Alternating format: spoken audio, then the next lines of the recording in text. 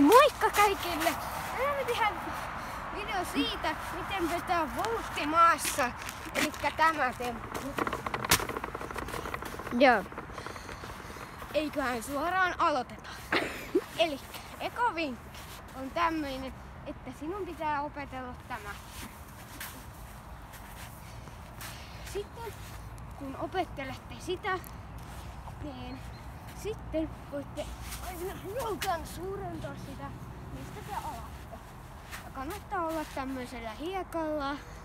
Ja sitten kun uskallatte, voitte vetää hiukan jo ilman käsiä. Niin kuin mä täällä. Ja sitten, jos te uskallatte heti jo vetää sitten, jostain tämmöiseltä korokkeelta, niin vaan. Joo, ja mä menen nyt tekemään ja Nikolas kuvaan. Joo. Niin mä menen nyt tekemään tähän nyt sit volti, että joo.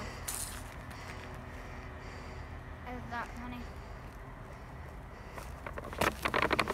Noin. No. Että, joo, moro. Se olisi sitten